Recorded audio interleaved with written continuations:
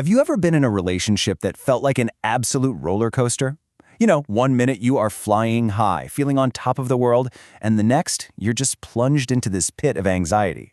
Well, in this explainer, we're going to decode that whole painful dynamic and uncover the single biggest mistake that keeps so many of us trapped in that loop.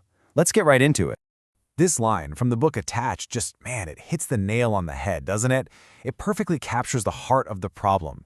It's that feeling, waiting by the phone, overanalyzing every single word, just living for those tiny little moments of connection. It feels so intense, so passionate. But what if it's something else entirely?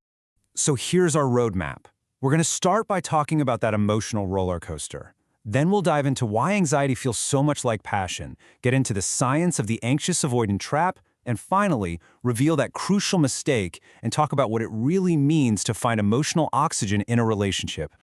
Okay, let's start with a feeling that I bet is pretty familiar for some of you, the emotional roller coaster. It's that baffling, chaotic place where the person who makes you feel more alive than anyone is also the very same person who's the source of your deepest, most painful anxiety. How does that even work? This slide really just lays out the chaos, doesn't it?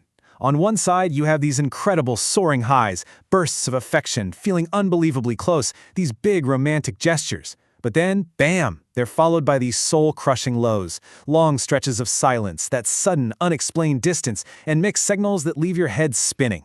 This push and pull is the absolute signature of this whole dynamic. And this right here brings us to the core misunderstanding, the central trap. See, we've been taught by movies, by songs, by everything, that love is supposed to be dramatic and all-consuming. But what if that incredible intensity we're feeling isn't passion at all? What if it's actually anxiety just wearing a really convincing disguise? So let's get into a little science, because this is crucial. Attachment science tells us we are all hardwired with something called an attachment system. Just think of it like a biological survival code. When it senses a threat, like your partner suddenly pulling away, it kicks into overdrive. And that is what creates the anxiety, the obsession, the nonstop thinking. It's your brain literally screaming, "Pay attention, this connection is in danger." And this right here is such a key takeaway. That feeling of your heart racing, your mind obsessing over every little detail, that's not love.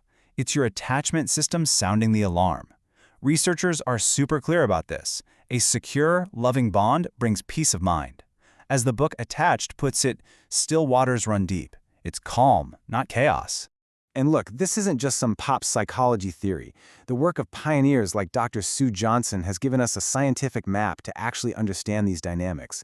We're finally moving from the mystery of why do they do that to a clear, predictable pattern.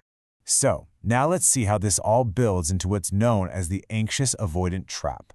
If you've ever felt completely stuck on that roller coaster, listen up.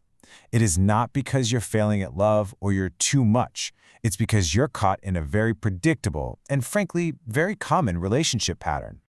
Okay, so the trap is set by these two completely opposing styles. On one side, you have the anxious attachment style. They deeply crave intimacy and are hypersensitive to any sign of distance, which of course triggers their attachment system. And on the other side, the avoidant style.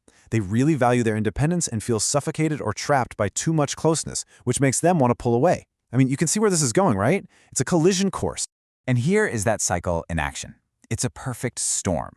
The anxious person feels that distance, right? So they move closer to try and get some reassurance. Well, this totally triggers the avoidant's fear of being smothered. So what do? They pull away to create space. That withdrawal sends the anxious person's alarm bells into a frenzy, so they pursue even harder. And for the avoidant, this just confirms their belief that their partner is needy and demanding, so they withdraw even more. It's a perfect, self-fueling loop of misery. So if you want to get off this merry-go-round, it is so important to understand the specific tactics the avoidant partner uses to create that distance. Now, these aren't always malicious or conscious. They're deeply ingrained strategies to manage their own discomfort with closeness. They're called deactivating strategies. These right here are the classic smoking guns from the book Attached. Let's see if any of these sound familiar. Ever heard about a perfect phantom ex that you could just never live up to? Or maybe had a partner who suddenly starts focusing on a tiny flaw like the way you laugh or something? Those are classic ways to create distance. Same with saying, "I'm not ready to commit," sending all those mixed signals, or pulling away right after you've shared a really close, intimate moment. It's all designed, consciously or not, to keep you at arm's length. But here's what's so fascinating. Research shows that people with an avoidant style don't lack a need for connection. They just actively push it down. It's suppressed. And sometimes when they're distracted or really stressed about something else, those walls can come down and their real, genuine need for connection can actually bubble up to the surface. It's a little glimpse of the vulnerable person hiding behind that shield of independence. All right, this brings us to a really powerful idea that kind of flips everything our culture teaches us about relationships completely upside down. It's called the dependency paradox, and it is the key to understanding what a healthy, secure bond actually looks like. So the paradox is this. Real, genuine independence doesn't come from being totally self-sufficient. It actually comes from having a secure base.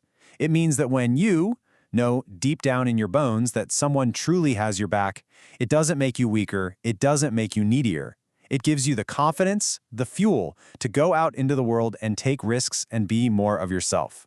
A secure connection is a launch pad, not a cage. So you know that idea of the lone warrior, the self-sufficient hero who needs no one? It's a great story for the movies, but it's just not how we're built. It's a myth. Biologically, we are social bonding creatures. We are literally wired to thrive, not in isolation, but in connection with others. And all of this leads us right to the climax of this whole explainer. We've seen the trap, we've seen the cycle, we've looked at the science. So, after all that, what is the single biggest, #1 mistake people make in this dynamic? The biggest mistake is not that you tried to change them.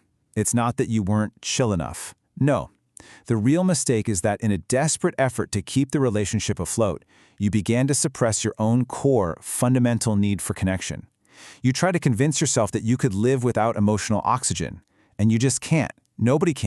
And listen to how Dr. Sue Johnson puts it. She says emotional isolation isn't just unpleasant, it's toxic. Denying your need for secure, loving connection is like denying your body's need to breathe. It goes against your very biology.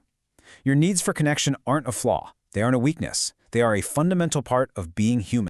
So I'll leave you with this final question. Forget the roller coaster for a minute. Forget chasing those fleeting highs. Ask yourself something much more fundamental.